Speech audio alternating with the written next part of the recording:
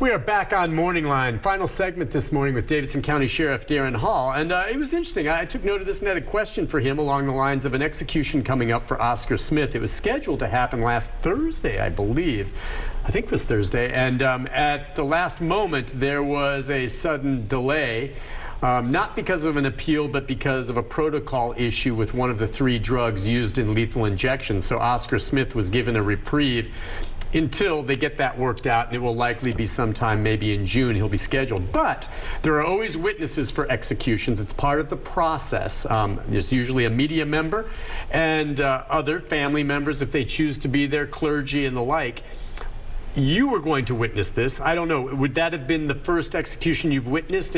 And why are you, and is it unusual for law enforcement like yourself to be a witness for an execution? That's a great question. So I was elected 20 years ago, first month in the office, sitting there and shuffling mail one day, and I've been the chief deputy for 8 years, knew the job pretty well, I thought, and I was kind of anxious, and all of a sudden I opened this mail, and there was a letter, and a state form letter, you know, said, pursuant to TCA code, blah, blah, blah, blah, blah, the sheriff of the county in which a crime is committed is entitled to witness for the state of Tennessee, blah, blah, blah, blah, blah. And I had never thought about that. I didn't really understand it. I thought a lot about, well, what does that mean? And the spirit of that law years and years ago was that there needed to be a neutral, if you want to call it that, witness that it actually occurred. The media probably wasn't as prevalent. There probably wasn't that pressure back then. I think that was added later on to be able to witness that it actually took place and there was no conspiracy about, you know, how it occurred. And so, but anyway, so yeah, so 20 years ago, you know, I thought, wow, that's not the part of the job I signed up for. It's not, you know, I don't. It wasn't mandated. It said you had an option, and it's because the executions happened in Davidson County at Riverbend. No, it's because the crime occurred. So the sheriff of every county in which the crime. From every county. Okay, yes. And again, this Oscar Smith, the crime occurred in Davidson County. That's correct. And so I got that letter, and back then the name, I forget the name, and so it said, yeah, you know, here's the deal. And I thought, well, that's my responsibility. I'm against the death penalty primarily because it's not done in an equitable way. I have no, I don't see rich people ever on death row, and so I just can't ever get there. So, but my point is not to go as an advocate for or against it, but I thought, well, it's the responsibility, yeah. and I felt unique about that in a weird way. And so I drove out there. Won't ever forget. Back then they did it at 12:01 midnight. They've moved it to 7 o'clock now. Yeah. So I witnessed that, and you know, it was difficult. It was difficult to sleep. It's still. Was it electric chair? No, it was a lethal injection. Lethal injection 20 years ago. Okay. And so then a few years later, same type of deal. Get the same letter as Paul Dennis Reed, and so he had, you know, he declined his appeals, and so sure enough, I'm driving out there at 10:30, 11 o'clock at night. And he has his last meal, and then he says, I think I'm going to appeal now. And so after you drive out there, I wasn't quite to the building yet, but they then turned that around. Of course, he died later on in prison. This situation, I get the same letter. Would this be Oscar the third Smith, one for you yes. then? Now, I didn't witness Paul Dennis Reed, but I was driving out there. He was never executed. He died of heart disease. That's right. But yeah, so there's been, since you've been in that position, there have been 3 death row inmates from Davidson County. Right. And so that first one you saw, Paul Reed didn't happen, now Oscar Smith. Yeah, and so I get the same letter. They changed it to 7 o'clock p.m. now, which is much easier for everything, I think. But so you're scheduled to be there at 5:30. Dorinda Carter is a longtime friend of mine. She works up there, and the situation was just going through the mechanics. I mean, if you've never been out there to watch the process, it's amazing how the security apparatus and all the protests and the media and everything kind of has to be organized. It's a pretty significant event. Forget the personal aspect. So I go out there, sitting in the parking lot. You know, it's 5:30. I'm due to go walk in the building. The family, the witnesses, everything else. And so I walk in at 5:30. Go back in the building. The commissioner of corrections is there, the warden for the facility, and we were actually sitting in a conference room having kind of just a small talk. They'd taken all your stuff away, and you know, the people don't really think about this, but it's almost in the administrative part of the building. It's not back in the belly of the prison. And so anyway, we're sitting there, and Mr. Smith is having communion, and with clergy and with his attorney, and you know, this is it. I mean, this is just a few minutes away. And so I'm sitting there with the commissioner and Dorinda and a couple others, and we're just kind of waiting a few minutes, and I'm going to walk back there and get situated. And then boom, right off the bat, the governor's office calls while we're sitting there, and then they're exchanging text, and then, you know, what is the statement going to be? And then, of course, you know, and I'm Did sure you see the warden? Because, I mean, the governor's office had to get word from the warden, who probably called the governor and said, I don't know what he said, but it had something to do with the protocol. So it went from Riverbend to the governor, and then the governor made the call, well, if that's the issue, then we got to postpone it, and sent it back. So what was it like? Did you see the warden? Was he annoyed? So, yeah, I spoke to him and the commissioner, and quite frankly, it's probably the commissioner. I assume I'm sitting with both of them because she's the ranking person. But I did not see the, hey, we have a problem part of the conversation. I didn't know there was a problem. What I saw was the response from the governor's office that came back and said, it's over, it's off. So all I'm saying was I wasn't involved with the communication at all, but I knew that as I'm sitting there, they get the response, yikes. Well, you know, that's not the words they use, but here we go. And so it's off. So clearly there'd been communication between the corrections department and the governor's office. Clearly someone had to make that decision, and that decision was made, and then at I think it was like 10 till 6 or 5 till 6 when the word came electronically back to them, and then they have to go out and communicate that. And so, was he already in the death chamber? Yeah. Was he in the I can't speak to that. Oh, you didn't see that yet. I don't know. And that. were you separate from the other witnesses? You were there because you're sheriff. You were in a different location. You had a little more access, I guess. Yeah. And so, did they give you any explanation at all when they told you that? I mean, not that you needed to have one, but did they just say anything about why?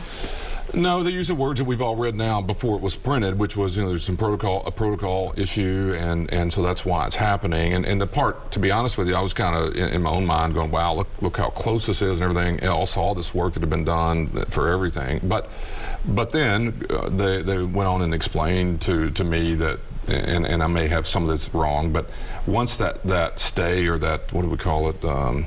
He called it not a stay, he called it something else, not a postponement, whatever it was. Yeah, I guess it's different because it's not it wasn't a legal challenge. Right, that's what I want to be careful of. Okay, I'm not sure what that word is either. You're right, but it was postponed, delayed, something. And once that happens, the next time that it could happen is like June 1 or June 2. There's a window out there. My understanding is the governor can't make the date. The commissioner of corrections can't make the date. It's done in the process of the courts, I believe, where it's ordered. So once you do this, put it off, it's like a June 1 before you could do it again if you wanted to do it on that day. So there's a window you can't do anything. My understanding would be then if the protocols are fixed, that you would go back to the courts and say, hey, it's okay now, we'd like a new date. And that's all up in the air as to when that would occur. Because I was curious when the next day would be. It would not be before June 1, and very unlikely it would be that quick. Did you have any eyes on Smith at all at that point? You didn't get to see when he learned that he would not be executed. He was inside an hour. And my understanding, right. I mean, I've thought about that a lot. I mean, how many times in the history, I mean, there have been stories where a stay comes down, and you've seen movies, but some of that's real, where, you know, the courts would rule late, but that's illegal. That's a legal determination, and even that feels inhumane to me to go that far and then change everyone. I'm talking about, I can't imagine that. In this situation, what was clear was that it was all ready to go, at least from the process standpoint, and he was with his clergy and his attorneys, and that was the last few things that would happen. And then, really what occurs next is you go back there, they put you in your visitation or the witness areas, and he's there, and you're ready to go. So it was unusual. A handful of minutes. I mean, it had to be. I mean, under these circumstances, pretty bizarre to your knowledge. Still bizarre. I mean, and again, and I've said this before. Like I said, I'm not an advocate for or against. I'm against the death penalty because it's not done right. I think if you would change the process and make it fair, and it doesn't matter. Fair in my mind of economics don't matter, then maybe everyone could get to a place. But, this is a situation where the man had been in prison for 32 years. He's the oldest man on death row. I lived here when this occurred. This is back before I came to work here, and I've been here a long, long time. And I just sit there and think about all the issues, and let's just go through it. I mean, 32 years. The witnesses are virtually all dead. The family members that probably needed or wanted a pound of flesh, and I'm talking about the emotions of 32 years ago. if you believe that that's the pound of flesh is fair and deterrent and all these other words that people use, there's no way that 32 years later that's going to happen. And I'm okay if people say, well, then let's get better, the DNA's better, and shorten it up and make it fair, and rich people and poor people and all that could ever happen. I'd be okay if that's what we ever did. Instead, there's no way that 32 years later, this man, rolling him in there, executing him, or whatever you want to call it, was going to make our community any better the next morning. Now, don't get me wrong, you need to be held accountable. What he did was horrendous. I do this on purpose. I go back and read the case myself every time. I can't let myself forget while we're doing these things. And but even if you wanted it to happen, you can't be happy. And I'm not blaming the Department of Corrections, because sometimes it's a legal issue. But the process has got to be better that we would go that far. You'll be back. You will witness it when it's rescheduled. I think it's my responsibility. The only reason I'm saying that is I feel like maybe part of the job of being the witness is to communicate it. I mean, I don't mind telling, my view of what happened. I'm not investigating the crime, and I'm not here to promote or not the death penalty, but how it's carried out and what happens. And you know what? It won't ever happen. I think everybody should see it. I don't mean TV and sensational. I think everybody should have to go through see that, because it's easy to cheer on things like that. It's easy to be a fan of it. It's easy to not have a face on it, and to watch a person walk in a room and then you walk out. It's not like your family member dying. We've all been through people who are sick and ill, and you see that happen. This is a little different, and it's an awkward day. I felt really weird for a couple days. I did last time, but this was even more awkward for everybody, because, and by the way, we could spend a whole show. No one ever says this, but the staff that work in these prisons live with these people every day and get to know them. And that doesn't mean that they don't want them to be held accountable, but it means that they have to live every day in this environment, and then, all of a sudden that person's not there, and it affects them too. It's a different situation. Well, it's interesting. I understand the governor may issue something next Monday, being a little more, maybe not only the date, but clarifying a bit more about what the protocol was, which, as you say, you really don't know. No. But I think it had something to do with one of the chemicals used. So we'll find out. Sheriff, pleasure. Hey, it's nice great to see you. You as well. Have a great day. We'll see you again next month. Sounds great. I'll be back with a programming note right after this.